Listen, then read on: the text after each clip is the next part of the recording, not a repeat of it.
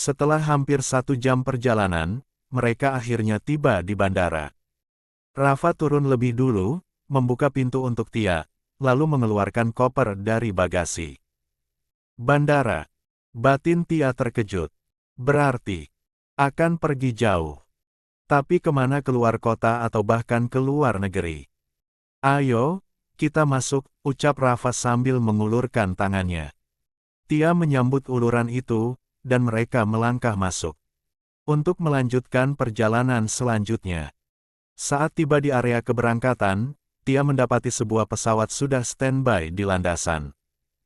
Matanya membesar. Kita naik pesawat ini. Hanya kita berdua. Rafa mengangguk. Lia, ini pesawat pribadi keluarga Mahesa.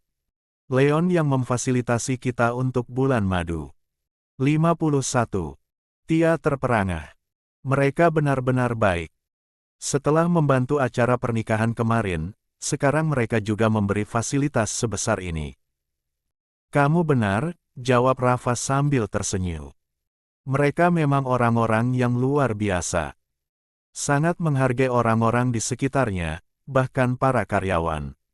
Mereka selalu memberikan dedikasi besar untuk setiap pencapaian. Itulah sebabnya aku akan selalu berusaha memberikan yang terbaik untuk perusahaan, tambah Rafa, matanya menatap jauh. Aku ingin membalas kebaikan mereka. Kamu sudah melakukan yang terbaik, sahut Tia tulus. Tapi, bagaimana kamu bisa menjadi bagian dari keluarga Mahesa? Rafa menarik napas dalam.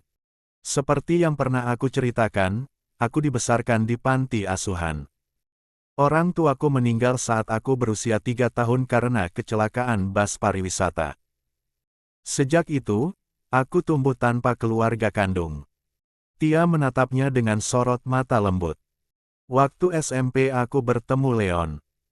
Awalnya kami hanya teman satu sekolah, tapi lama-lama hubungan kami seperti saudara. Leon sering membantuku, dan aku juga selalu berusaha melindunginya. Dari situ, aku mulai sering berkunjung ke rumahnya. Keluarga Mahesa menerimaku dengan tangan terbuka. Rafa tersenyum samar mengingat masa itu. Mereka bahkan membiayai sekolahku hingga perguruan tinggi. Sejak saat itu, aku berjanji pada diriku sendiri untuk mengabdi dan menjaga kepercayaan mereka. Tia menggenggam tangannya erat. Aku tidak menyangka kamu melewati masa kecil yang begitu berat. Untung saja Tuhan mempertemukanmu dengan keluarga Mahesa. Rafa menatapnya penuh rasa sayang. Dan sekarang, Tuhan juga memberiku kamu. Tia tersenyum, dan untuk sesaat, dunia terasa seperti hanya milik mereka berdua, di pesawat yang siap membawa mereka ke awal babak baru dalam hidup. 52. Leon kini tengah disibukkan dengan setumpuk pekerjaan yang harus ia selesaikan. Untuk sementara waktu Rafa sedang pergi berbulan madu dan posisinya sudah digantikan orang lain, tetap saja Leon merasa lebih terbiasa bekerja bersama Rafa. Hari ini Leon tidak sendirian di kantor. Naila ikut serta menemaninya. Sayang, ada yang bisa aku bantu? Kalau ada, bilang saja. Biar pekerjaanmu cepat selesai, ucap Naila sambil duduk manis di sofa, menawarkan bantuan dengan tulus. Leon menoleh, lalu tersenyum penuh arti. Ada. Tapi nggak di sini. Adanya di kamar, jawabnya sambil mengerling nakal. Naila langsung memutar bola matanya. Kamu ini, apa nggak ada pikiran lain selain itu? Tadi malam kan sudah, protesnya sambil memalingkan wajah, pipinya sedikit merona. Tentu saja masih ada, sayang, balas Leon santai sambil berjalan mendekat, lalu duduk di sisi Naila. Dengan mudah, Leon mengangkat istrinya dan mendudukkannya di pangkuannya. Jangan begini, ingat ini kantor. Aku nggak mau kalau sampai ada yang masuk terus memergoki kita. Seperti waktu itu Rafa pernah lihat, ujar Naila sambil mencoba melepaskan diri. Leon terkekeh pelan. Iya, aku tahu.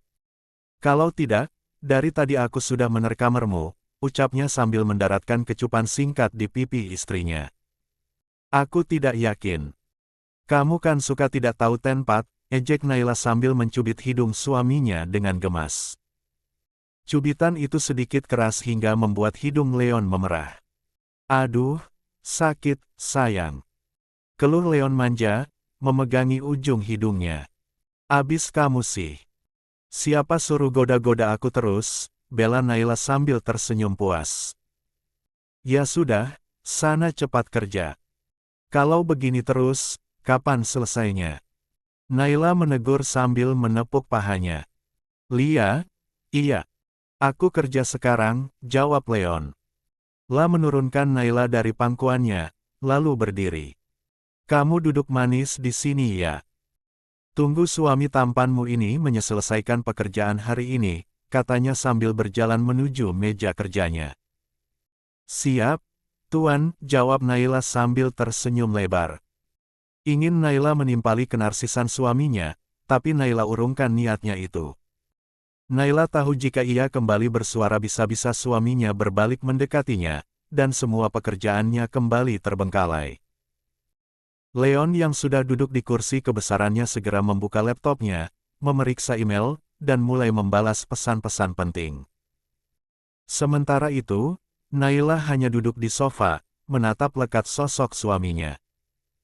La masih tak percaya, pria yang dulu pernah ia rawat ketika sakit kini menjadi suaminya. Pria yang dulu dingin, arogan, dan nyaris tak tersentuh hatinya, kini berubah menjadi sosok yang hangat, manja, dan selalu membuatnya merasa dicintai. 53. Tanpa menoleh, Leon tiba-tiba berkata, jangan terus-terusan memandangiku begitu. Bisa-bisa nanti pekerjaanku tidak akan selesai-selesai. Naila tersentak, lalu cepat-cepat mengalihkan pandangannya. Siapa juga yang liatin kamu, sangkalnya, lalu mengambil majalah di meja dan pura-pura membaca. Ayo, cepat lanjut kerja. Jangan kebanyakan ngomong. Mau gajimu dipotong gara-gara kerjamu tidak becus. Goda Naila seolah-olah ia adalah bosnya. Leon tersenyum mendengar ucapannya. Baik, Nyonya Besar, balasnya sambil kembali mengetik. Tak lama kemudian, mereka saling bertatapan dan tertawa bersama, membuat suasana kantor siang itu terasa begitu hangat dan penuh cinta. Setelah lebih dari 1 hari perjalanan udara yang melelahkan, akhirnya Rafa dan Tia tiba di negara tujuan. Pesawat mendarat dengan mulus di landasan bandara internasional. Rafa melirik ke samping dan melihat Tia masih terlelap dengan wajah damai. Kelopak matanya terpejam rapat, napasnya teratur, dan ada sedikit senyum di bibir mungilnya. Rafa tidak tega membangunkannya. La tahu perjalanan panjang ini pasti membuat Tia sangat lelah. Perlahan, dengan gerakan hati-hati, Rafa melepaskan sabuk pengaman istrinya, lalu menggendongnya keluar dari pesawat. Begitu tiba di area bandara, seorang sopir yang telah disiapkan pihak hotel sudah menunggu. Rafa masuk ke mobil sambil tetap menggendong Tia, memastikan istrinya tetap tertidur nyaman di pangkuannya sepanjang perjalanan menuju hotel. Tak lama kemudian, mereka sampai di lobi hotel mewah yang akan menjadi tempat menginap selama bulan madu. Langkah-langkah kaki Rafa terdengar mantap saat memasuki lobi. Tatapan para staf hotel tak lepas dari pemandangan pria tampan yang menggendong seorang wanita dengan begitu lembut. Rafa langsung menuju kamar yang sudah ia pesan jauh-jauh hari. Begitu pintu kamar terbuka, aroma lembut mawar dan melati langsung menyambut mereka. Rafa membawa Tia keranjang besar yang tertutup spray putih bersih. Dengan telaten, ia meletakkan Tia perlahan, lalu berjongkok untuk melepas sepatu istrinya satu persatu. Tangannya kemudian menarik selimut hingga menutupi tubuh mungil Tia, memastikan ia tetap hangat. Rafa sempat mengusap lembut rambut istrinya sebelum beranjak menuju balkon kamar. Begitu melangkah keluar, pandangan Rafa langsung disuguhi pemandangan mernukau Kapadokia di malam hari. Langit bertabur ribuan bintang, sementara siluet bukit-bukit batu khas wilayah itu terlihat di bawah cahaya bulan. Di kejauhan, lampu-lampu kota berkelip seperti permata, dan sesekali terlihat balon udara besar yang dihiasi lampu warna-warni, berdiam di udara seperti lentera raksasa yang menggantung di langit malam. Udara malam yang sejuk berpadu dengan aroma khas tanah dan bebatuan Kapadokia membuat suasana terasa begitu damai dan romantis. Rafa tersenyum kecil. La bisa membayangkan wajah Tia nanti ketika bangun dan melihat pemandangan ini, mata bulatnya pasti akan berbinar penuh kebahagiaan.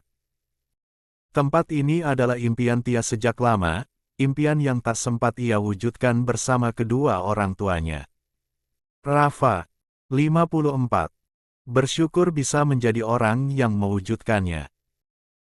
La sudah mengambil cuti selama 15 hari sejak hari pernikahan mereka, dan kini sisa 12 hari lagi akan ia gunakan sepenuhnya untuk mengajak Tia berkeliling ke setiap sudut indah Kapadokia, mulai dari lembah-lembah batu, gua bersejarah, hingga menikmati matahari terbit dari balon udara.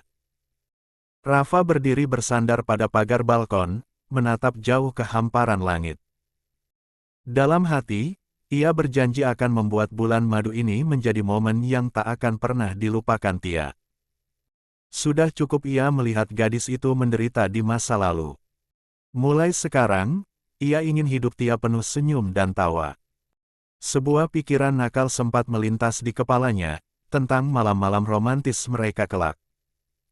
Rafa menahan senyum, bahkan sempat tertawa kecil menyadari betapa dirinya mulai berpikir mesum di tengah suasana syahdu seperti ini.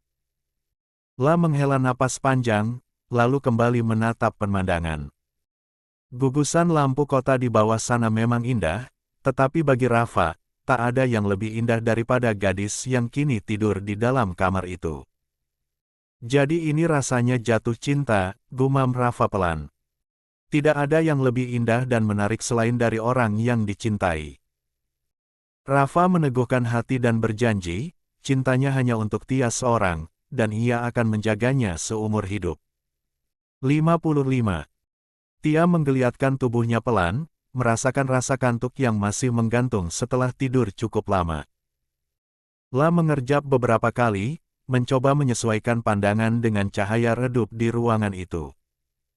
Begitu sadar bahwa ia tidak lagi berada di dalaran pesawat, Tia langsung duduk tegak. Ini di mana? Apa? Ini hotel. Pikirnya, kebingungan. La menoleh ke kanan dan kiri, mencari keberadaan suaminya. Namun, yang terlihat hanyalah interior kamar hotel yang mewah dengan nuansa hangat. Rasa cemas mulai merayap. La menyingkirkan selimut yang tadi menutupi tubuhnya, lalu memanggil dengan suara sedikit panik, "Sayang. Sayang. Kamu di mana?" Pandangan Tia tertuju ke arah pintu balkon yang tertutup gorden tebal. La berjalan cepat dan menyibak kain itu. Begitu pintu terbuka, matanya langsung membelalak. Di hadapannya, pemandangan malam Kapadokia terbentang memukau. Ratusan lampu dari rumah-rumah gua berkelip di lembah, sementara di kejauhan tampak beberapa balon udara yang masih melayang rendah, berhiaskan lampion kecil yang memantulkan cahaya kuning kemasan. Langit malam dihiasi taburan bintang yang tampak lebih dekat dari biasanya, dan udara dingin membawa aroma tanah dan bebatuan khas pegunungan. Tia menutup mulutnya dengan kedua tangan. Matanya langsung berbinar, air mata menggenang menahan haru. "Kapadokia," ucapnya pelan. Tempat ini adalah impiannya sejak lama. Dulu ia pernah berencana datang bersama kedua orang tuanya, namun tak pernah terwujud. Kini, ia berdiri di sini bersama seseorang yang telah menjadi bagian hidupnya. "Sayang." Suara itu datang dari belakang. Tia berbalik dan melihat Rafa baru saja keluar dari kamar mandi, tubuhnya hanya terbalut handuk putih di pinggang. "Sayang," ucap Tia, lalu tanpa ragu melangkah dan memeluk suaminya erat. Tangisnya pecah di dada bidang Rafa. "Terima kasih. Kamu telah membawaku ke tempat impianku," ucapnya di sela isak. Rafa tersenyum lembut sambil mengusap rambutnya. "Sama-sama. Tapi jangan menangis lagi, ya. Nanti cantiknya hilang," godanya sambil menatap penuh sayang.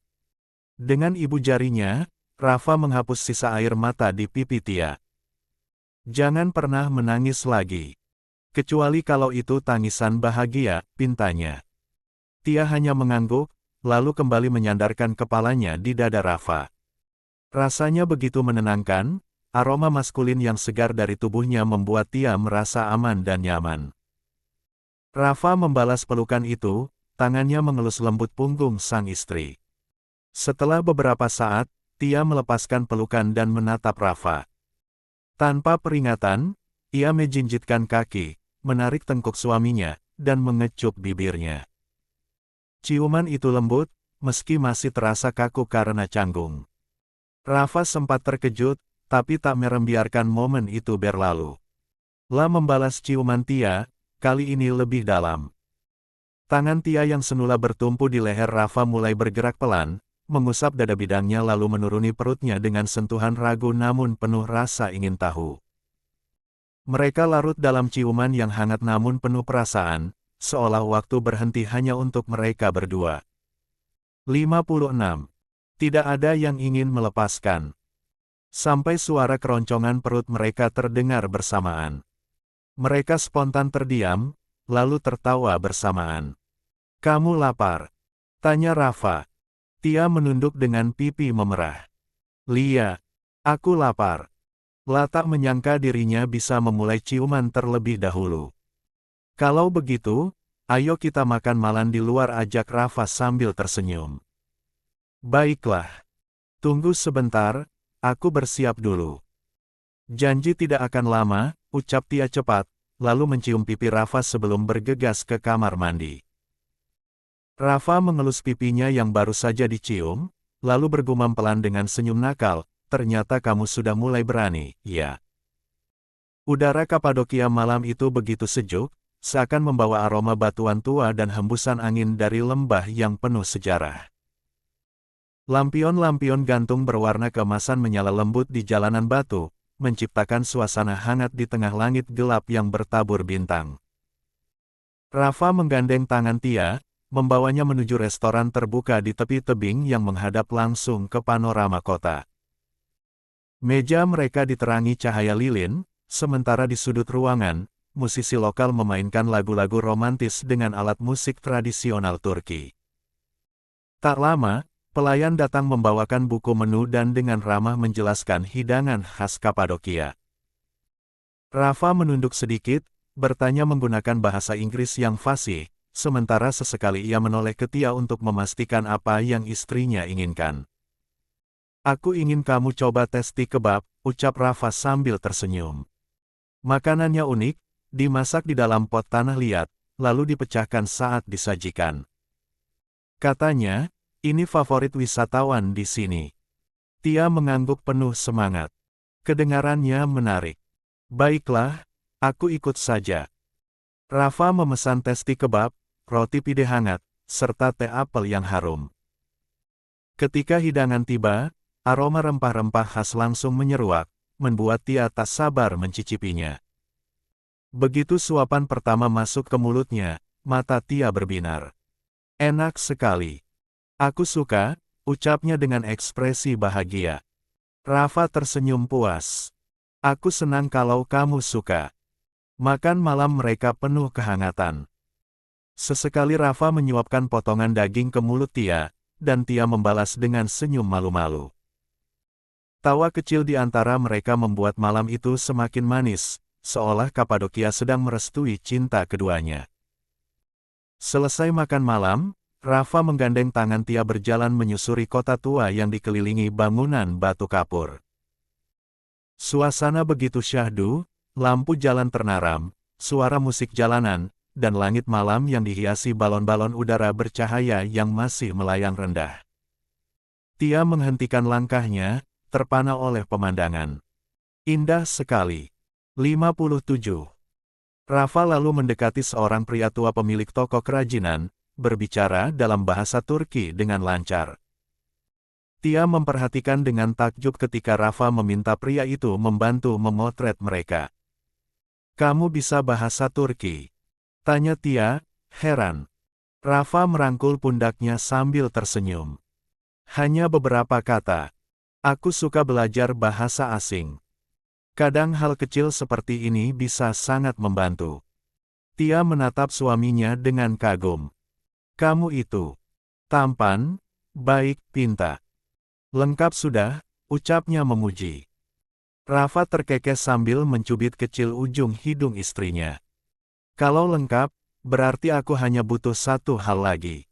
Apa itu? Kamu. Selamanya di sisiku.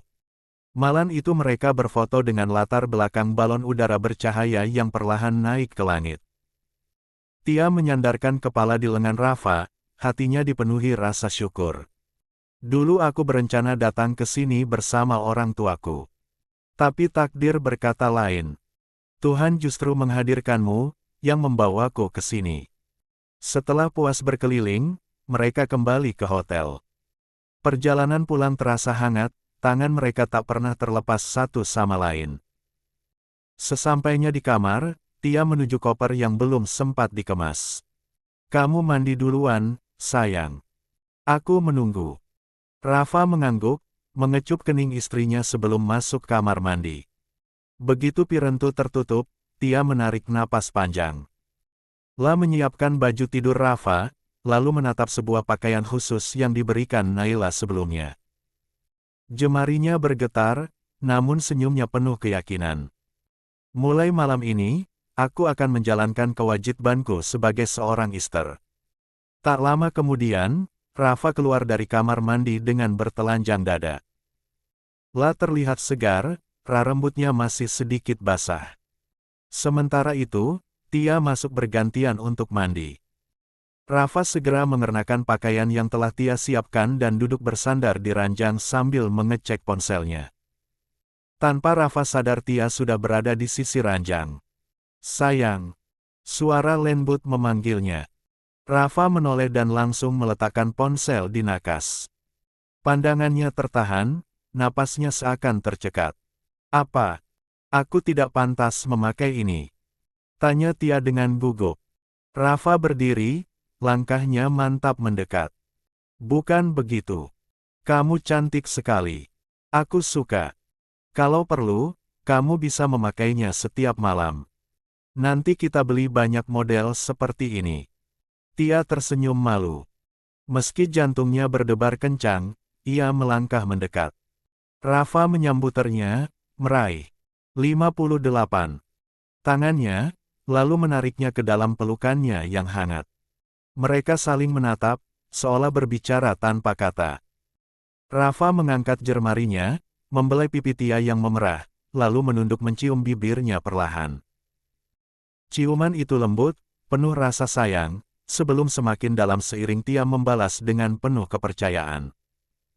Di sela keheningan, Rafa berbisik dengan suara rendah, kamu sudah siap, sayang. Tia mengangguk pelan, menatap suaminya dengan mata berkaca. Aku siap. Mulai malam ini, aku adalah milikmu seutuhnya. Rafa tersenyum lega, lalu merebahkan Tia perlahan di atas ranjang. Rafa mulai memberikan cumbuan. Belayan dan kecupannya membuat Tia mulai larut dalam gelombang perasaan yang tak pernah ia bayangkan sebelumnya. Sentuhan itu membuat tubuhnya bergetar, dan mulai terbuai dengan yang dilakukan suaminya. Dengan gerakan cepat Rafa menanggalkan pakaian yang dikenakan dan kini mereka sudah polos tanda penutup. Setelah merasa cukup melakukan pemanasan, Rafa mulai pada intinya. Aku akan melakukannya secara perlahan, dan kamu tahan sedikit ya. Ucap Rafa dengan suara yang mulai berat, dan mencium kening Tia lembut. Beberapa kali Rafa melakukan barulah masuk seutuhnya, dan Tia yang merasakan sakit langsung mencakar punggung Rafa.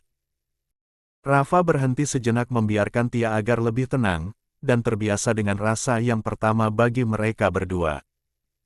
Melihat Tia yang nafasnya mulai teratur kembali, Rafa melanjutkan gerakannya.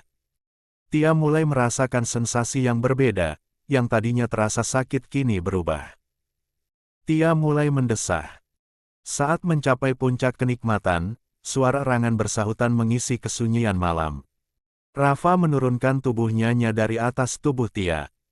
Dan langsung memeluk istrinya erat, seolah enggan melepasnya. Nafas keduanya masih tersengal, tapi senyum bahagia terpahat jelas di wajah mereka. Satu kecupan mendarat di kening Tia. "Terima kasih, sayang," ucap Rafa lirih.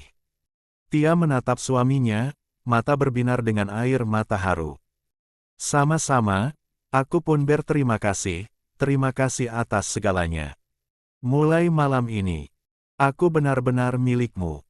Mereka saling merapat, dalam kehangatan pelukan, mata keduanya perlahan terpejam. Malam pertama itu bukan hanya awal kehidupan baru, tapi juga pengikat janji bahwa cinta mereka akan tetap sampai akhir. 59. Matahari perlahan mulai menampakkan sinarnya, membiaskan cahaya keemasan yang menembus tirai tipis kamar hotel. Namun, sepasang pengantin baru itu masih terlelap dalam pelukan hangat. Tubuh mereka benar-benar kelelahan setelah melewati pergulatan panjang, penuh cinta dan emosi, di malam pertama mereka. Saat mentari sudah semakin tinggi, salah satu dari mereka mulai terbangun. Tia menggeliat pelan, mengeluarkan suara lirih, tubuhnya terasa berat dan gerakannya terbatas. La terdiam sejenak, mengingat sesuatu yang kini tak akan pernah ia lupakan, irinya telah menjadi seorang istri, tidur di sisi lelaki yang kini sah menjadi suaminya. Perlahan, Tia membalikkan tubuh, menghadap Rafa yang masih terpejam.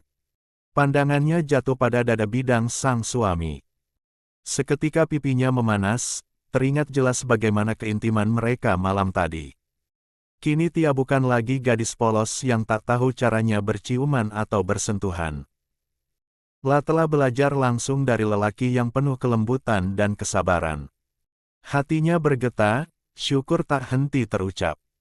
"Tuhan, terima kasih telah mempertemukanku dengan pria ini. Pria yang begitu kucintai." Tia ingin bangkit menuju kamar mandi, tubuhnya terasa lengket dan lelah, ingin segera berendam agar lebih segar. Namun, saat ia hendak bangkit dari ranjang, mendadak ia terhenti. Rasa perih menusuk di bagian sensitifnya, membuatnya kembali terduduk sambil meringis pelan. Gerakan kecil itu ternyata membuat Rafa terbangun. La segera menoleh, matanya menatap wajah istrinya dengan khawatir. "Sayang, kenapa?" tanya Rafa lembut, suaranya masih serak karena baru bangun. Tia tersenyum tipis, meski menahan rasa tidak nyaman. "Tidak apa-apa. Aku hanya ingin ke kamar mandi. Hanya saja, agak sedikit sakit." Mendengar itu, Rafa langsung bangun dan mendekat, wajahnya berubah penuh rasa bersalah. "Maafkan aku," ucapnya lirih. Tia mengerutkan kening bingung. "Kenapa minta maaf? Aku baik-baik saja." Rafa menunduk, menatap mata istrinya dalam. "Karena aku. Kamu jadi begini." Tia mengangkat tangannya, mengelus rahang kokoh suaminya dengan senyum penuh kasih. "Kamu tidak perlu minta maaf. Aku justru bahagia, Rafa. Aku baik-baik saja, sungguh." Namun Rafa tetap menggeleng, lalu meraih tubuh istrinya dengan hati-hati. "Kalau begitu, biarkan aku yang membantu. Aku akan mengantarmu ke kamar mandi, dan aku juga yang akan membantumu membersihkan diri." Tia terperangah. "Rafa, tidak usah, aku bisa sendiri." Tapi Rafa tidak peduli. La langsung mengangkat tubuh Tia dalam gendongannya. Tia spontan melingkarkan lengannya ke leher sang suami, tubuhnya tersipu di dalam pelukan hangat itu. Sesampainya di kamar mandi, Rafa mendudukkan Tia pelan di atas kloset. "Kamu duduk dulu ya, aku isi air bathtub." 60. Tia hanya mengangguk, matanya tak lepas memperhatikan gerak-gerik Rafa yang begitu cekatan.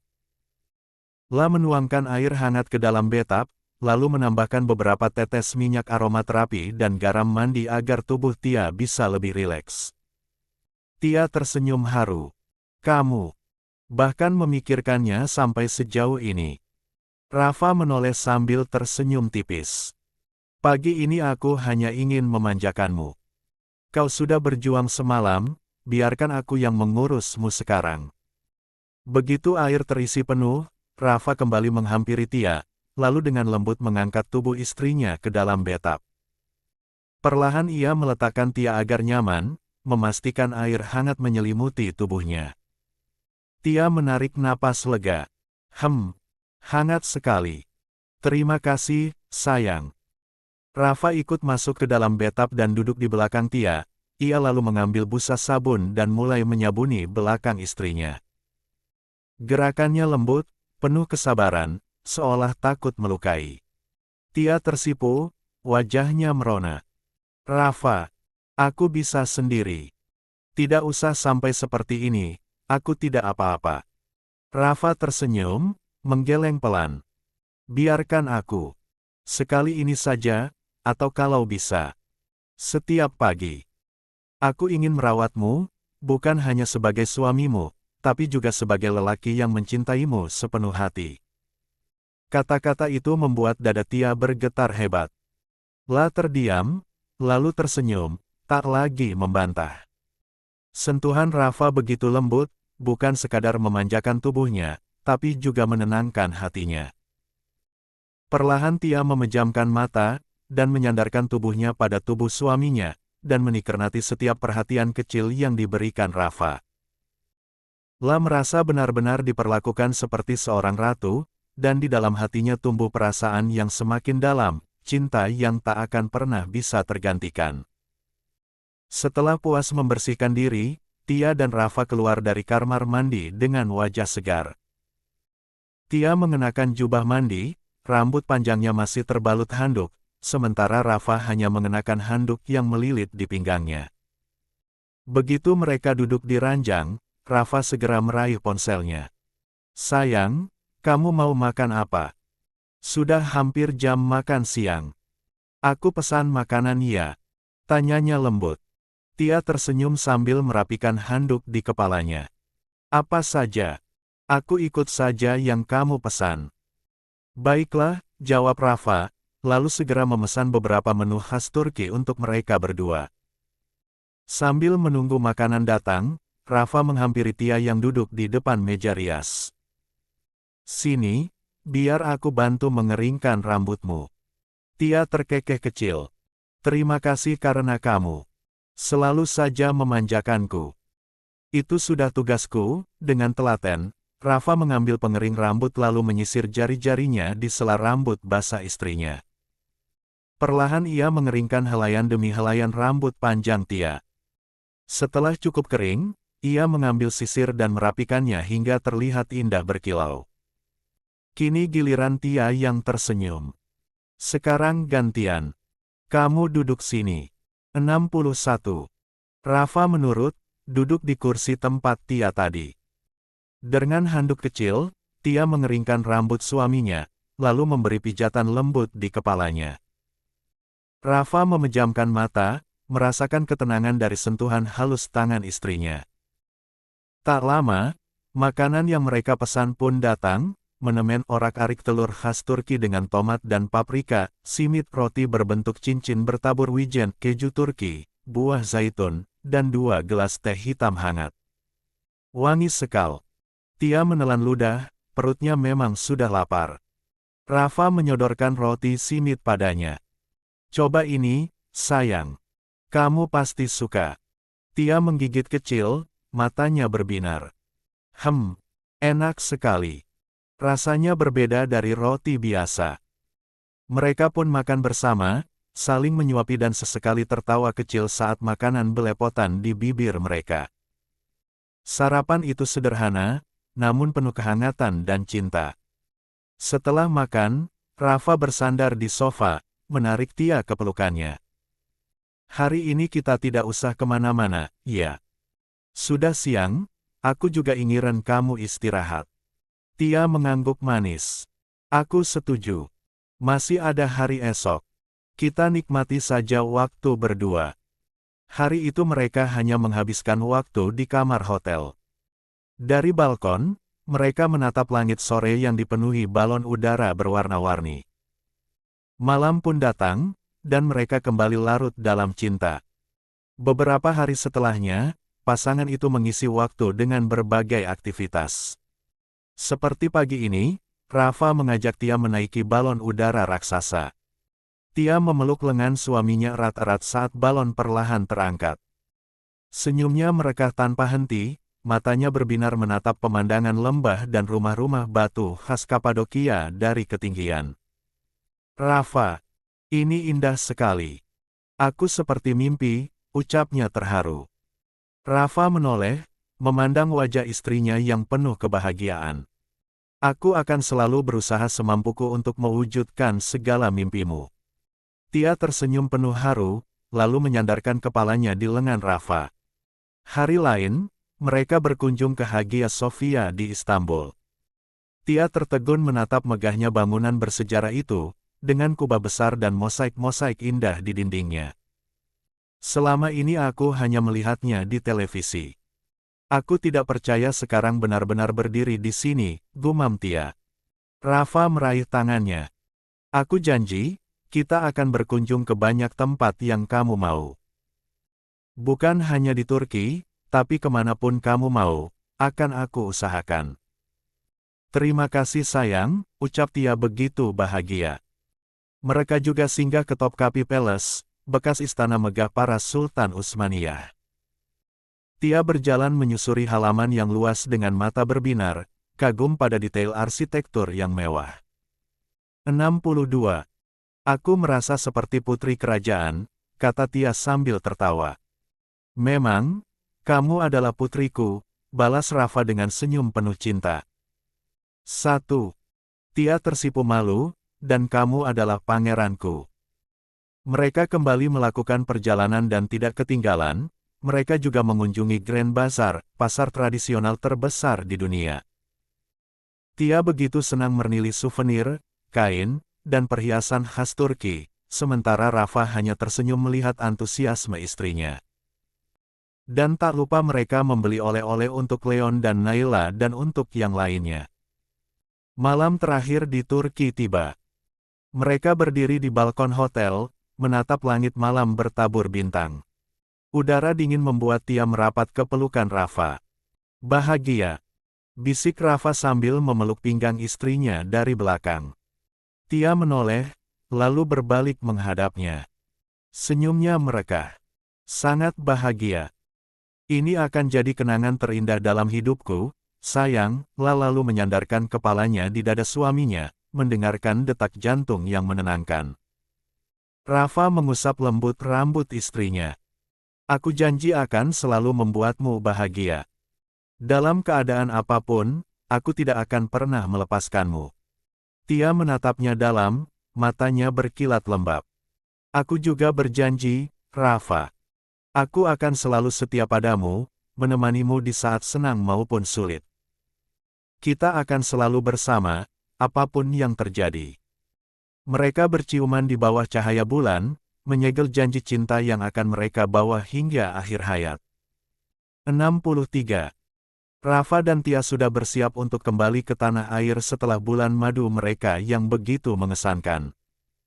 Semua barang sudah rapi dimasukkan ke dalam koper besar. Sayang, bagaimana? Apa sudah beres semua? Jangan sampai ada yang tertinggal, tanya Rafa sambil melihat koper-koper yang berjejer di depan pintu. Tia tersenyum manis, lalu menepuk koper terbesar. Sudah. Bisa dipastikan semua sudah masuk ke sini. Tidak ada yang tertinggal. Bagus, jawab Rafa lega. Mereka pun berangkat menuju bandara, diantar mobil khusus yang sudah disiapkan oleh pihak hotel. Jet pribadi keluarga Mahesa sudah menunggu, dan tanpa perlu waktu lama, mereka segera terbang meninggalkan negeri balon itu dengan segudang kenangan indah. Di dalam pesawat, suasana begitu tenang. Lampu kabin temaram.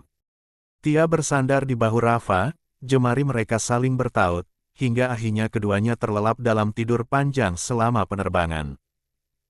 Pagi harinya, pesawat mendarat dengan mulus di bandara internasional. Rafa dan Tia membuka mata dengan wajah segar meskipun masih menyisakan sedikit rasa lelah. Mereka memutuskan untuk langsung pulang ke apartemen terlebih dahulu. Di perjalanan, Rafa melirik istrinya. Sayang, sebaiknya kita istirahat dulu. Nanti malam saja kita ke kediaman Mahesa, untuk memberikan oleh-oleh. Bagaimana? Tia yang menatap keluar jendela, lalu menoleh suaminya wajahnya terlihat sedikit pucat. Lia, aku juga merasa agak pusing. Lebih baik kita istirahat dulu. Rafa mengusap lembut kepala istrinya. Baiklah. Nanti siang kita beli makan saja, tidak perlu repot. Kamu harus benar-benar beristirahat. Tia mengangguk pelan, tersenyum penuh syukur. Terima kasih, sayang. Kamu selalu memperhatikanku. Rafa terkekeh kecil. Itu sudah tugasku sebagai suami. Jadi, mulai sekarang jangan sungkan bilang kalau kamu rasa kurang enak badan atau kamu mau sesuatu bilang saja. Baiklah. Tapi jangan terlalu khawatir juga, aku baik-baik saja kok, dan kamu jangan khawatir aku akan minta jika ada yang aku mau, jawab Tia lembut. Setibanya di apartemen, Rafa segera membantu menurunkan koper, sementara Tia langsung melepaskan sepatu dan merebahkan diri di ranjang. Udara hangat rumah menyambut mereka setelah perjalanan panjang, rasanya sangat menenangkan. Tidurlah dulu, sayang. Aku akan rapikan koper sebentar. Nanti kalau sudah siang, kita tinggal pesan makanan atau beli sesuatu yang ringan saja. Ujar Rafa seraya melepas jasnya. Tia mengangguk, matanya sudah terasa berat. Lia, aku ikut saja apa kata kamu. Tapi jangan lupa kamu juga harus. 64. Istirahat. Siap, sayang jawab Rafa sambil tersenyum. Tia tertawa kecil, lalu menutup mata. Sedangkan Rafa yang sudah mengemasi apa yang perlu, segera menjatuhkan dirinya di sisi Tia dan memeluknya dan ikut terlelap. Suara detak jam dinding di kamar mengiringi istirahat mereka, sebelum malam nanti mereka bersiap untuk berkunjung ke kediaman Mahesa. Pagi itu, seperti hari-hari sebelumnya, Naila ikut menemani suaminya ke kantor. Namun berbeda dari biasanya, kali ini ia membawa banyak sekali perbekalan, mulai dari kue, makanan ringan, buah, hingga cemilan kesukaannya. Leon harus menghadiri rapat penting pagi ini, sehingga Naila tinggal sendiri di ruangan suaminya. La pun menghabiskan waktu dengan menonton drama Cina dari laptop Leon sambil ditemani berbagai cemilan. Belakangan ini, selera makan Naila memang meningkat. Entah mengapa, ia cepat sekali merasa lapar, dan selalu ingin mengunyah sesuatu. Ketika rapat selesai, Leon kembali ke ruangannya. Senyum tipis terukir di bibirnya saat melihat istrinya begitu asyik menonton drama hingga tak sadar kalau dirinya sudah masuk. Apa yang kamu tonton sampai-sampai suamimu sendiri masuk saja tidak kau sadari? Tanya Leon, setengah menggoda, lalu duduk di samping Naila. Naila menoleh kaget, lalu tersenyum canggung. Maaf, aku tidak sadar kamu sudah datang, ucapnya pelan. Leon pura-pura merajuk. Ternyata aktor di drama itu lebih menarik perhatianmu daripada suamimu sendiri. Naila gemas mendengar rengekan manja suaminya. Mana ada begitu? Kamu tetap yang utama bagiku, ujarnya, lalu mengecup pipi Leon. Masih kurang, goda Leon lak. Dengan manja Naila mencium pipi kiri dan kanan suaminya. Namun Leon belum puas, ia menunjuk bibirnya. Di sini juga. Naila menggeleng, tapi akhirnya menuruti. La mengecup bibir suaminya lembut sebelum mendorong pelan bahu Leon. Sudah, sana. Selesaikan pekerjaanmu dulu. Kalau begini terus, berkas-berkas itu tidak akan pernah disentuh. Leon tertawa kecil, lalu mengacak rambut istrinya. Baiklah. Tapi nanti setelah selesai, kita lanjut lagi, ya. Setelah itu, Leon kembali fokus bekerja, sementara Naila kembali menonton drama yang sempat tertunda. Tak terasa waktu berlalu, jam makan siang pun tiba. Naila yang dari tadi sudah beberapa kali ngemil tetap merasa lapar. La menoleh pada suaminya. Sayang, kita makan siang sekarang. Yuk, aku lapar sekali, pintanya. 65. Leon melihat jam tangannya. Pukul 12 kurang sedikit. La menutup berkasnya. Ayo. Kamu ingin makan apa? Aku ingin makan tongseng. Entah kenapa aku tiba-tiba ingin sekali. Membayangkannya saja rasanya sudah tidak sabar, ucap Naila antusias, matanya berbinar. Leon tersenyum. Kebetulan aku tahu restoran dengan tongseng enak. Yuk, kita ke sana sekarang. Mereka berjalan bergandengan tangan. Saat keluar kantor, beberapa karyawan yang hendak beristirahat menyapa mereka dengan sopan. Selamat siang, Tuan, Nyonya.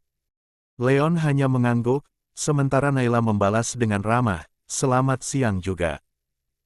Para karyawan saling berbisik setelah pasangan itu berlalu. Beruntung sekali Tuan Leon menikah dengan Nyonya Naila. Selain cantik, dia juga baik hati. Lia, betul.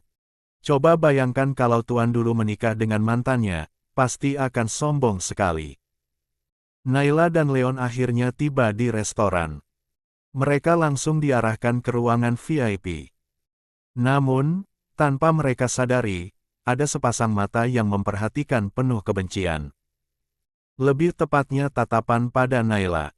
Lisa, cepat bersihkan meja itu, lalu layani tamu di ruangan ujung. Tegur salah satu rekannya. Lia, baiklah.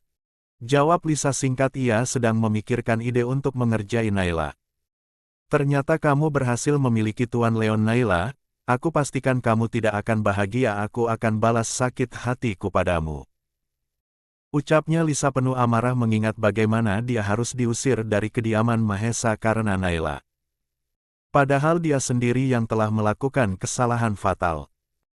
Sedang Koki menyiapkan makanan yang dipesan Leon dan Naila, Lisa segera pergi untuk mencari sesuatu. Setelah mendapatkan apa yang dia cari, Lisa segera kembali ke restoran. Untungnya begitu ia sampai, pesanan Leon baru saja selesai dihidangkan. Dengan gerakan cepat Lisa memasukkan sesuatu ke dalam makanan Naila. Rasakan kau Naila, ini belum seberapa. Nanti aku akan membuat perhitungan lagi padamu. Lisa merasa puas karena merasa rencananya akan berhasil untuk mencelakai Naila. Ia tidak memikirkan dampak dari perbuatannya nanti pada dirinya sendiri. Tak lama kemudian, makanan pun dihidangkan. Aroma tongseng yang menggugah selera langsung membuat Naila bersemangat. Wah, baunya enak sekali. Serunya, lalu mulai makan dengan lahap, tanpa menyadari bahaya yang mengintai. Beberapa waktu setelah kembali ke kantor, obat itu mulai bereaksi. Perut Naila terasa sakit luar biasa. La berulang kali masuk ke kamar mandi dalam ruang kerja suaminya. 66. Leon yang melihat keadaan istrinya semakin pucat menjadi panik. Sayang, kamu kenapa? Apa ada yang salah dengan makanan tadi? Tanyanya cemas. Dengan menahan sakit, Naila menjawab pelan. Aku tidak tahu. Seingatku, aku hanya makan buah, kue, cemilan itu. Dan juga tongseng tadi. Belum sempat Leon menenangkan istrinya, Naila kembali berlari ke kamar mandi. Rasa khawatir dalam hati Leon semakin besar. Begitu Naila keluar dengan tubuh lemah, Leon segera menyambutnya. Sayang, ayo kita ke rumah sakit. Aku tidak mau menunggu lebih lama lagi. Namun, sebelum sempat melangkah, tubuh Naila ambruk tak sadarkan diri di pelukan suaminya. Sayang! Leon berteriak panik, lalu segera menggendong istrinya dan berlari menuju mobil. La melajukan kendaraan secepat mungkin ke rumah sakit terdekat, hatinya diliputi ketakutan akan keselamatan wanita yang paling dicintainya itu. 67. Dengan wajah panik, Leon bergegas keluar dari ruang kerjanya sambil menggendong Naila yang tak sadarkan diri. Langkahnya cepat dan tergesa, nyaris seperti berlari. Saat melewati lorong menuju lift, beberapa karyawan yang melihat sontak terheran-heran. Mereka berhenti bekerja, menatap penuh tanya. Bahkan seorang manajer yang kebetulan ada di dekat sana segera mendekat, wajahnya penuh kebingungan. Ada apa, Tuan Leon? Kenapa panik begitu? Apa Nyonya Naila sakit? Tanyanya pelan, mencoba mencari tahu meski Leon tampak terlalu sibuk untuk menjawab. Leon hanya sempat menoleh singkat, tatapannya tajam namun penuh kecemasan. La tidak berkata apa-apa dan terus melangkah cepat menuju lift. Para karyawan saling pandang, lalu berbisik-bisik dengan wajah cemas. Kenapa dengan Nyonya Naila? Tadi saat jam makan siang dia terlihat baik-baik saja. Lia, aku juga melihatnya. Bahkan beliau tampak ceria sekali. Jangan-jangan, Nyonya sakit mendadak. Semoga tidak terjadi apa-apa. Nyonya Naila itu baik sekali pada kita. Suasana kantor mendadak tegang. Kabar tentang Naila segera menyebar dari mulut ke mulut, menciptakan kepanikan di antara karyawan. Sementara itu, sang manajer yang tadi sempat bertanya segera masuk ke ruangannya. La menutup pintu rapat-rapat, lalu mengeluarkan ponsel dan menghubungi seseorang. Wajahnya penuh kehati-hatian. "Halo, Nona. Saya punya kabar untuk Anda," ucapnya pelan. "Kabar apa?" Suara di seberang terdengar dingin dan penuh wibawa. Clarissa. Saat itu ia sedang duduk di ruang kerja ayahnya, memainkan jemarinya di atas meja kayu mahoni dengan sikap tak sabar. "Tadi saya melihat Tuan Leon keluar dengan tergesa-gesa." Nyonya Naila tampak tak sadarkan diri dalam gendongannya. "Sepertinya beliau sakit," lapor sang manajer. Clarissa terdiam sejenak. Matanya menyipit, lalu sudut bibinya terangkat membentuk senyum tipis yang penuh arti. "Apa ada informasi lain yang kau tahu?" Tanyanya lagi dengan nada tenang, tetapi penuh perhitungan. "Tidak, Nona. Hanya itu yang saya lihat." "Baiklah. Terima kasih. Selebihnya, biar aku yang mencari tahu sendiri," jawab Clarissa singkat sebelum menutup panggilan. La bangkit dari kursinya dengan gerakan anggun namun penuh ketegasan. "Papa, aku harus pergi sebentar. Nanti aku kembali lagi," katanya. Sang ayah yang sedari tadi memperhatikan langsung menoleh, menatap putrinya penuh selidik. "Kamu mau kemana, Clarissa? Jangan bilang Karnu masih mengurusi Leon. Cukup. Jangan ulangi kesalahanmu lagi. Apa yang terjadi dengan Davin seharusnya sudah jadi pelajaran berharga. Jangan ganggu lagi kehidupan Leon," ucapnya tegas. 68. Clarissa menghela napas panjang. Senyum tipisnya tampak ambigu, seolah menyembunyikan bara obsesi di balik ketenangan. "Papa, aku tidak akan mengganggunya. Aku hanya ingin mengambil kembali apa yang seharusnya menjadi milikku." "Clarissa."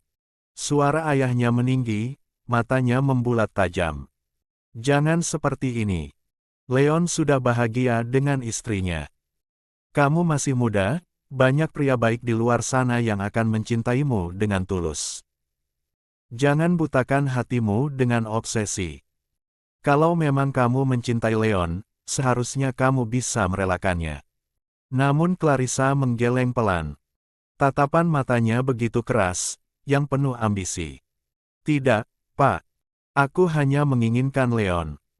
Kalau saja dulu aku tidak termakan hasutan Davin, aku yakin sekarang akulah yang menjadi nyonya di keluarga Mahesa."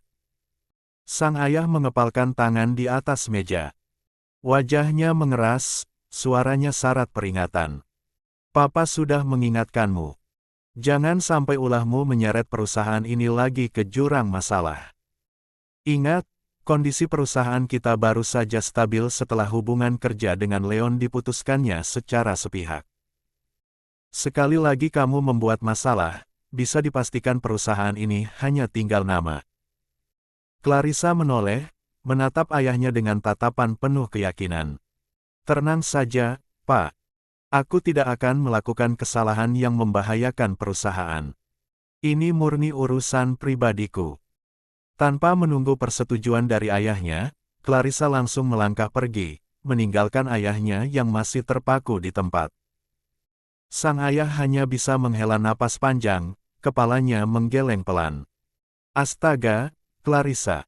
Keras kepalamu bisa menghancurkanmu sendiri. Semoga semua ini tidak berakhir buruk, gumamnya lirih. Meski marah, sebagai seorang ayah, ia tetap menyimpan harapan terbaik untuk anaknya yang keras kepala itu. Clarissa adalah satu-satunya pewaris. Namun di balik itu semua, ia tahu betul, ambisi Clarissa bisa menjadi api yang membakar bukan hanya dirinya, tetapi juga orang-orang di sekitarnya. Leon akhirnya tiba di rumah sakit dengan wajah tegang. Begitu mobil berhenti di depan pintu darurat, beberapa perawat langsung datang dengan membawa tempat tidur dorong. Dengan sigap, mereka membantu memindahkan Naila yang lemah tak berdaya ke unit gawat darurat. "Cepat, bawa ke ruang UGD," seru salah seorang suster dengan nada mendesak. Leon berjalan tergesa di samping tempat tidur dorong, keringat dingin membasahi pelipisnya. Tangannya tak pernah lepas menggenggam tangan istrinya. Sesampainya di ruang UGD, dokter jaga segera melakukan pemeriksaan cepat. Infus langsung dipasangkan di lengan Naila untuk mengembalikan cairan tubuhnya. Jarum menembus kulit putih pucat itu, membuat hati Leon semakin meringis. Dadanya terasa sesak, napasnya memburu melihat istrinya dalam kondisi separah itu. "Tuan, apakah Nyonya sebelumnya mengonsumsi obat pencahar?"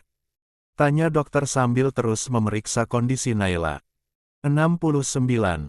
Leon menggeleng cepat, suaranya parau. "Sejauh yang saya tahu, tidak ada, Dok." Dokter menarik napas panjang. "Dari hasil pemeriksaan awal, Nyonya mengalami efek dari obat pencahar dalam dosis berlebihan. Itu sebabnya beliau mengalami nyeri perut hebat dan tubuhnya menjadi sangat lemah." Sejenak Leon terdiam. Alisnya berkerut. Obat pencahar.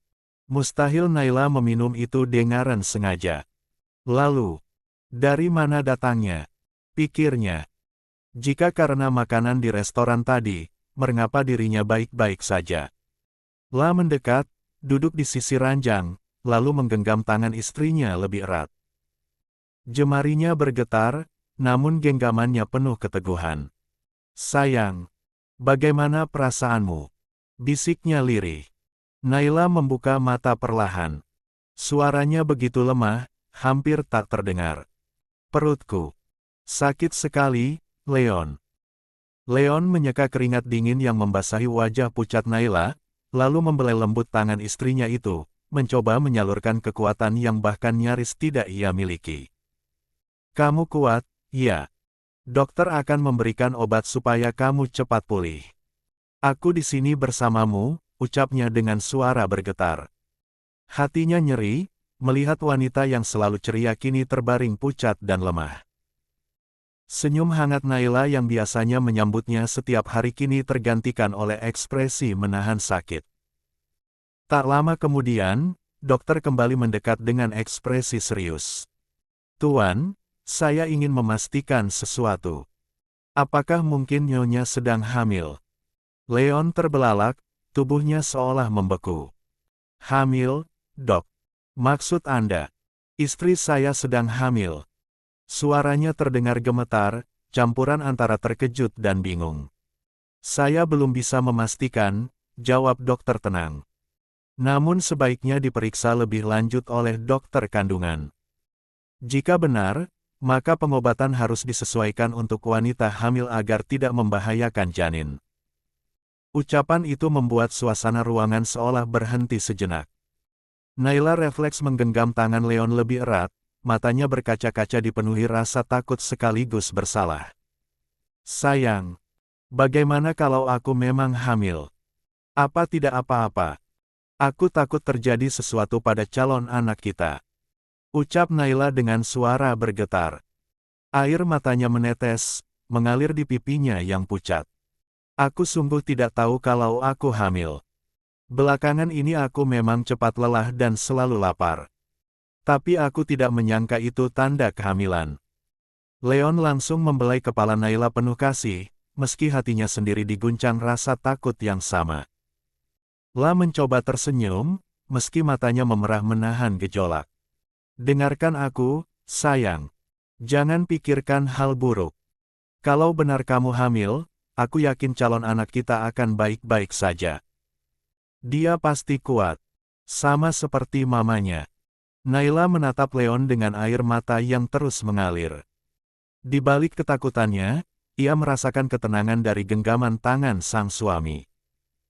Leon menunduk, mengecup kening istrinya dengan lembut. Kamu istirahat, ya. Jangan khawatir.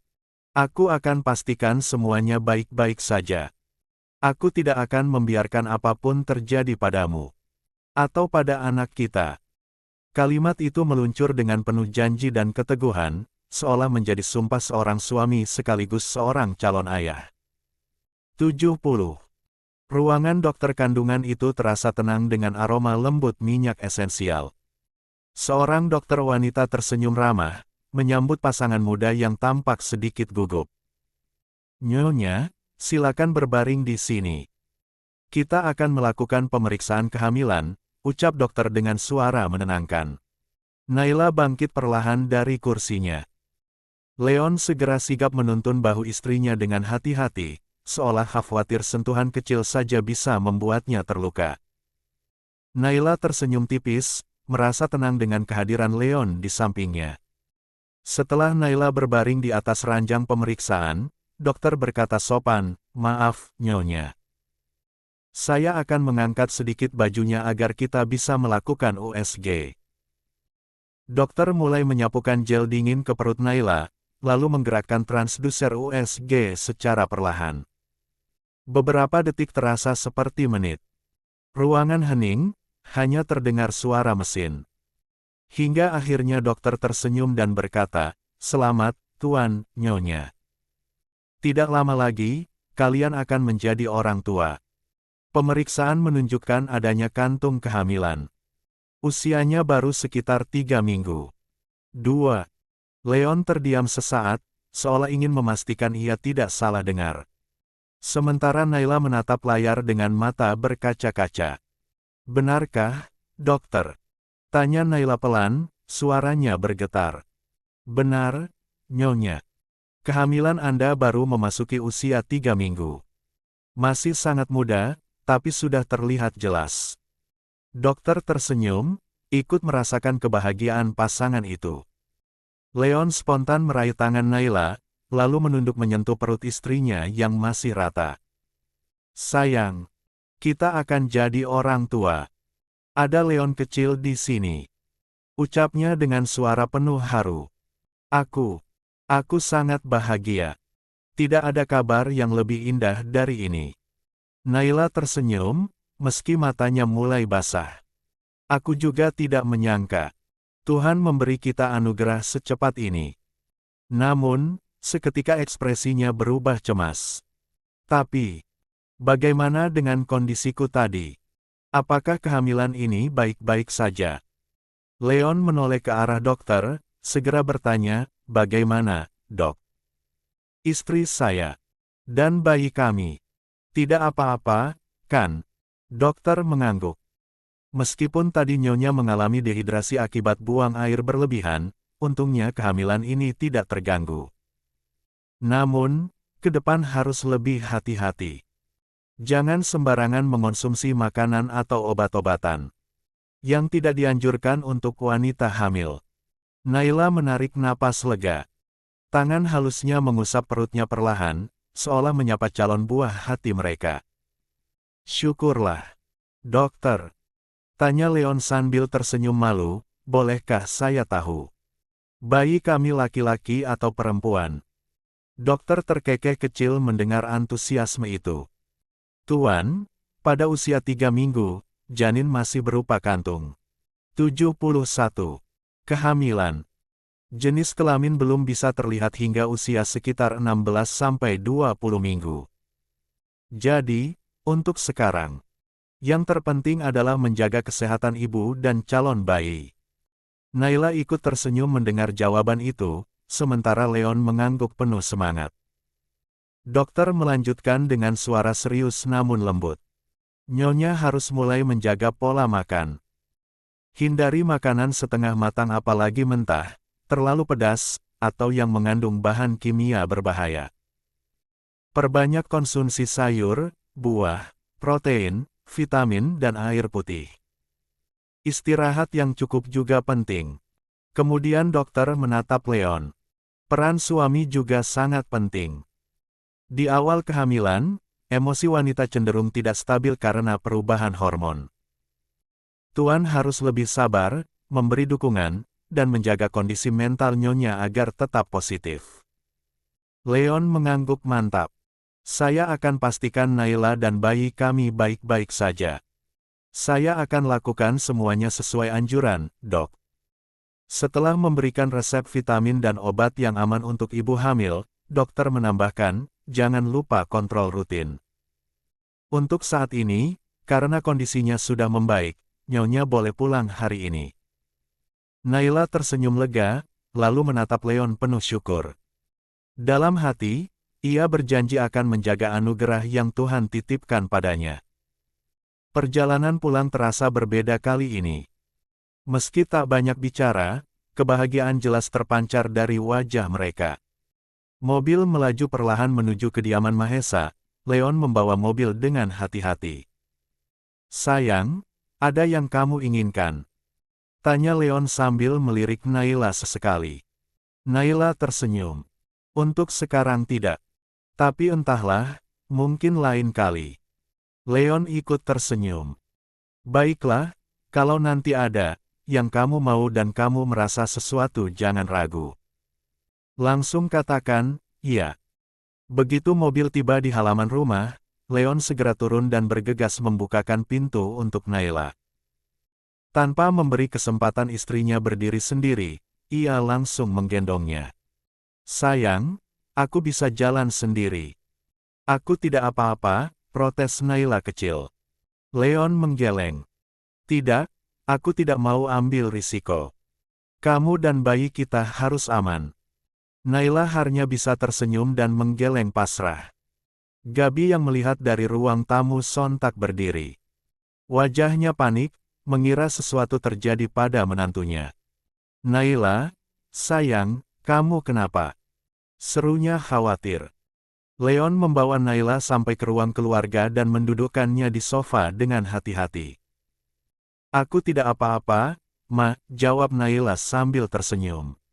Leon saja yang berlebihan, sampai menggendong segala. Leon tersenyum lebar. Ma, kami bawa kabar bahagia untuk Mama. 72. Gabi mengerutkan dahi. Kabar bahagia. Kabar apa? Leon menatap Naila sebentar, lalu dengan penuh semangat berkata, tidak lama lagi Mama akan memiliki cucu. Gabi membeku sesaat, lalu matanya berbinar. Serius? Kalian tidak bercanda, kan? Benar, Ma, jawab Naila sambil mengusap perutnya yang masih rata. Usianya baru 3 minggu. Gabi menatap mereka penuh haru. Terima kasih, Tuhan. Doa kami kau kabulkan dengan cepat. La menggenggam tangan Naila erat. Sayang, kamu tidak boleh capek, apalagi stres. Leon, jaga istrimu baik-baik, jangan sampai bersedih. Lia, Ma. Mama tenang saja, jawab Leon. Gabi menambahkan, kalau ada yang kamu inginkan, jangan diam saja. Katakan ke Mama atau suamimu, ya. Lia, Ma. Tenang saja, nanti kalau aku mau sesuatu pasti langsung aku katakan, jawab Naila. Gabi tersenyum bahagia. Rasanya Mama tidak sabar. Rumah ini sudah lama terasa sunyi, tapi sebentar lagi akan ramai lagi dengan tangisan bayi. Leon mengerutkan dahi. Tapi kenapa Mama ingin dengar anakku menangis? Dia tidak boleh menangis dong. Ucapnya polos. Gabi tertawa kecil. Kamu ini.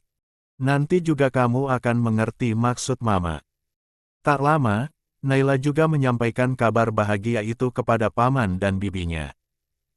Mereka ikut terharu dan mendoakan kesehatan Naila serta calon bayi. Di kamar, Naila kembali beristirahat. Leon dengan sabar menemaninya hingga ia tertidur nyenyak. La memperhatikan wajah istrinya yang danai, lalu mengusap rambutnya pelan. "Terima kasih, Tuhan. Lindungi mereka berdua," bisiknya lirih. Sambil mengecup dahi Naila lembut. Setelah yakin Naila benar-benar terlelap, Leon berjalan pelan ke ruang kerjanya.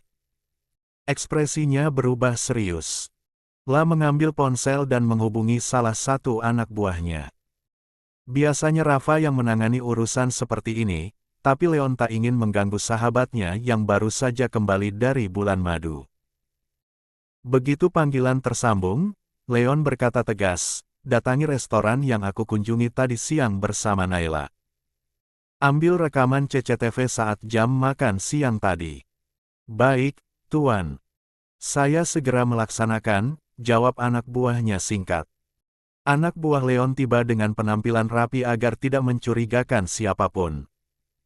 La langsung menemui manajer restoran. "Selamat malam, saya datang atas permintaan Tuan Leon. Beliau meminta rekaman CCTV saat jam makan siang tadi," ucapnya pelan namun tegas. 73. Manajer restoran tampak terkejut, namun segera mempersilakan. "Mari keuangan saya," agar tidak jadi perhatian tamu lain. Mereka masuk ke sebuah ruangan tertutup. Manajer kemudian mengeluarkan rekaman yang diminta. "Apakah ada masalah, Tuan?" tanyanya hati-hati. "Tidak perlu tanya macam-macam. Cukup berikan rekaman yang saya minta," jawab anak buah Leon tegas. Manajer mengangguk. "Baik, Tuan." Rekaman segera dibawa pulang dan dikirim langsung ke Leon. Leon memutar video itu dengan teliti. Awalnya, semuanya tampak normal, dari proses memasak sampai penyajian. Namun, pada menit tertentu, seorang pelayan wanita terlihat mendekat. Dengan gerakan cepat dan rapi, ia tampak mengelap pinggiran mangkuk, seolah hanya membersihkan. Namun, tangan satunya menuangkan sesuatu ke dalam makanan. Leon memperbesar gambar. Memastikan siapa wanita yang berani melakukan hal itu, nafasnya tertahan begitu tahu siapa pelakunya. "Lisa," bisiknya geram. "Ternyata nyalimu besar juga, sampai berani melakukan ini." Tangannya mengepal di atas meja. "Baiklah, kalau itu yang kamu mau, tunggu hadiah yang lebih dariku." 74. Selesai mengamati rekaman CCTV yang dikirim anak buahnya, Leon kembali menghubungi mereka melalui ponsel. Suaranya terdengar tegas namun dingin. "Datang rumahku sekarang. Ada tugas yang harus kalian lakukan," ucap Leon tanpa basa-basi. Tanpa banyak tanya, anak buah Leon segera meluncur ke kediaman keluarga Mahesa. Mereka tahu, jika majikan mereka sudah berbicara dengan nada seperti itu, berarti sesuatu yang serius telah terjadi.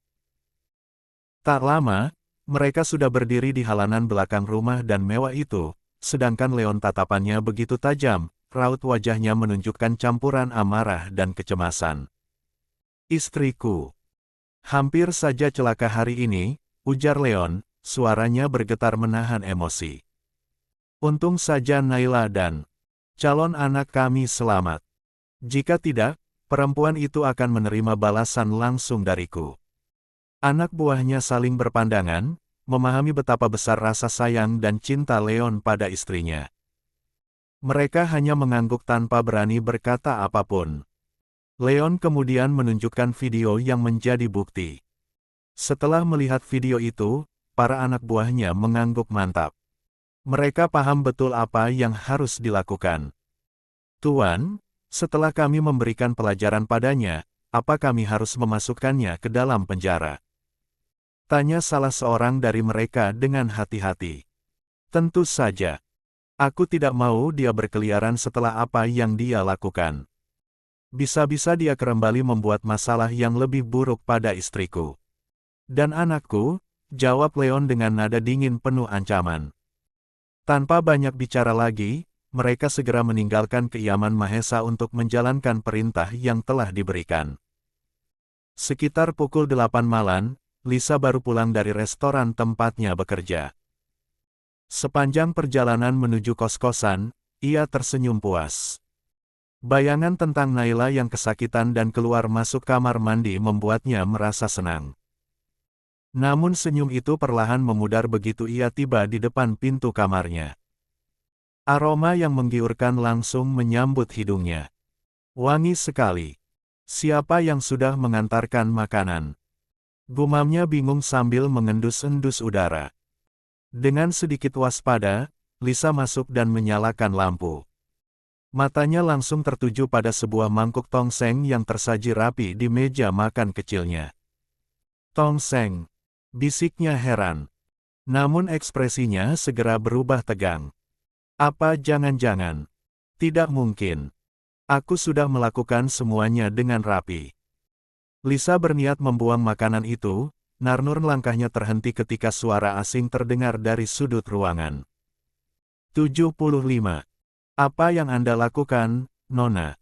Lisa sontak terlonjak. Siapa kalian? Bagaimana bisa masuk ke sini? Cepat pergi, atau aku akan teriak.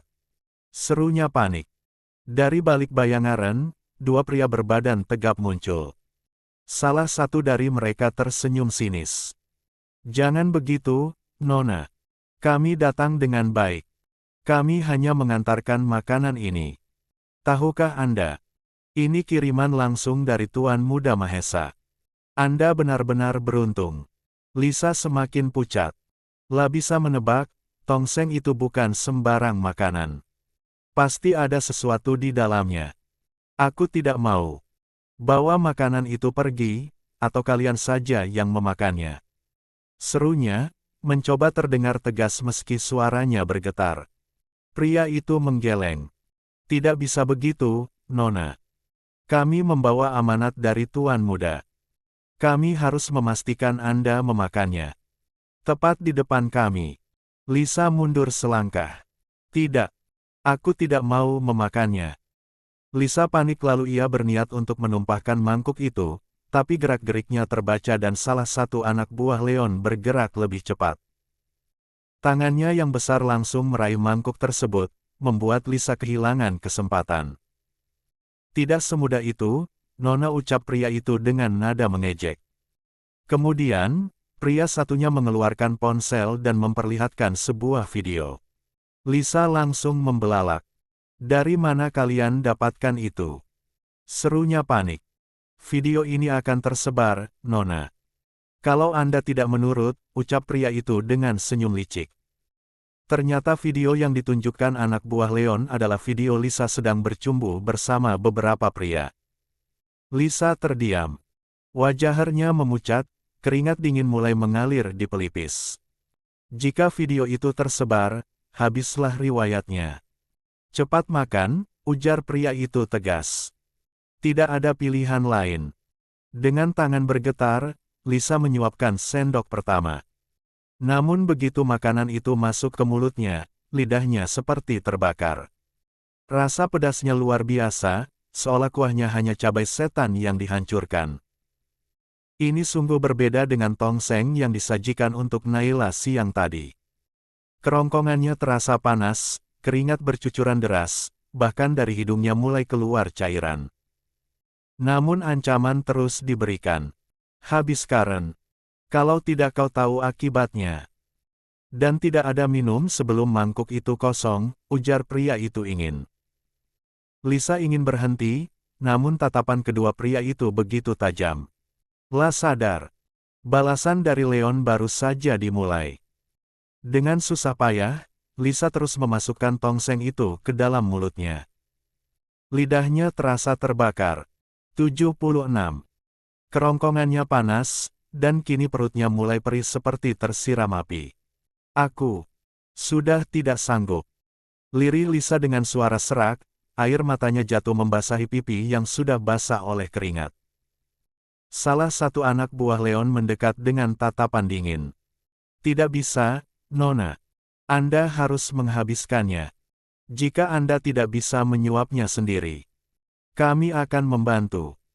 Kedua pria itu kemudian mendekat dan tanpa ampun menyuapkan sendok demi sendok tongseng pedas itu ke mulut Lisa. Setiap suapan terasa seperti siksaan yang tak berakhir.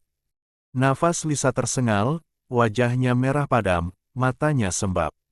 Begitu isi mangkuk itu habis, kedua pria itu mundur beberapa langkah. Salah satunya menatap Lisa dengan ekspresi sinis namun dingin. "Terima kasih atas kerjasamanya, Nona. Kami harap setelah ini Anda tidak lagi melakukan hal yang tidak-tidak." Mereka segera pergi meninggalkan Lisa yang kini terkapar di kursi, tubuhnya gemetar hebat. Dengan langkah goyah, ia mencoba berdiri dan berjalan menuju dapur. Perutnya mulai terasa mual, panas, dan melilit hebat. Namun saat tiba di dapur, rasa paniknya bertambah. Semua tempat air yang biasanya penuh kini kosong. Tanpa pikir panjang, Lisa membuka keran wastafel dan meminum airnya langsung. Rasa perih di tenggorokan tak juga hilang. Perutnya kian memberontak. Dengan tergesa, Lisa masuk ke kamar mandi. Setiap kali tubuhnya memaksa mengeluarkan isi perut, rasa panas itu menjalar hebat hingga membuatnya meringis kesakitan. Lisa keluar masuk kamar mandi berulang kali. Tenaganya semakin terkuras. Kini perutnya terasa kosong, tubuhnya lemas, dan kakinya sulit digerakkan. Apa yang harus aku lakukan? Pikirnya dengan napas terengah. Dengan sisa tenaga, Lisa mencoba keluar mencari pertolongan. Namun begitu membuka pintu kosnya, ia malah terkejut melihat dua orang polisi berdiri di sana. "Nona, Anda kami tahan karena telah melakukan tindakan yang nyaris mencelakai orang lain," ucap salah satu polisi dengan nada tegas.